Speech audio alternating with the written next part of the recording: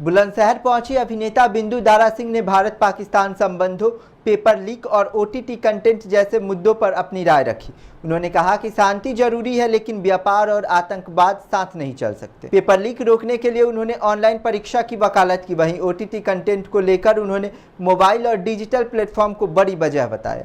देखिए हमारे सहयोगी प्रदीप पंडित की यह खास रिपोर्ट।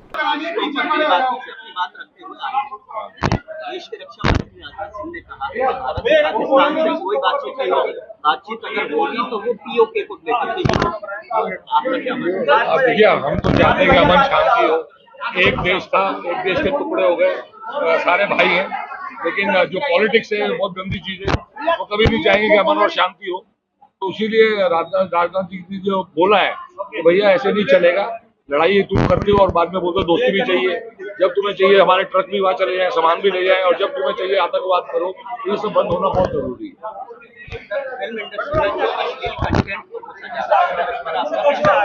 देखिए, फिल्म इंडस्ट्री जो है वो सेंसर बोर्ड होता था, सेंसर होती थी पिक्चरें, बहुत मुश्किल से कुछ भी रॉन्ग आता नहीं था। पर अभी ओटीटी आ गया है, मोबाइल फोन आ गए हैं, कोई भी कुछ भी भेज सकता है।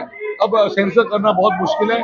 अब तुम्हें खुद सोचना पड़ेगा कि जो तुम पेश कर रहे हो बच्चों के लिए, वो तुम्हारे बच्चे भी देख रहे हैं, तो जरा कंट्रोल रखो इसको। कोविड से पहले की फिल्म इंडस्ट्री और कोविड के बाद की फिल्म इंडस्ट्री में फिल्म इंडस्ट्री में ज्यादा फर्क नहीं आया, लेकिन जो ओटीटी और जो ये यूट्यूब, ये सब जो चैनल्स हैं, ये सब जो है, इस पे कुछ सेंसर हो नहीं सकता। तो बहुत मुश्किल हो गया। क्यों बाजी? देखा जा रहा है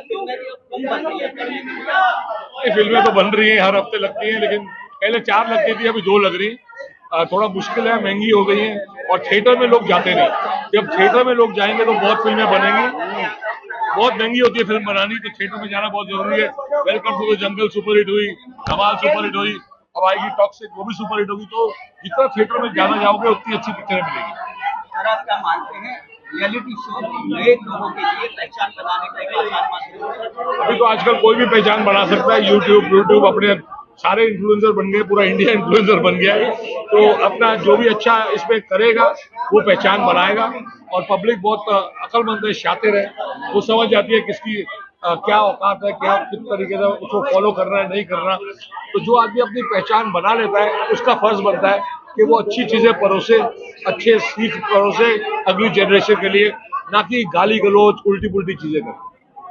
नीट का पेपर लीक हुआ दिल्ली में, उसको लेकर प्रोटेस्ट हुआ, उसको लेकर बॉलीवुड लोग में बट आपने भी देखा होगा। नहीं, क्या आप पेपर लीक प्रदर्शन और सीजेपी का विरोध करते हैं?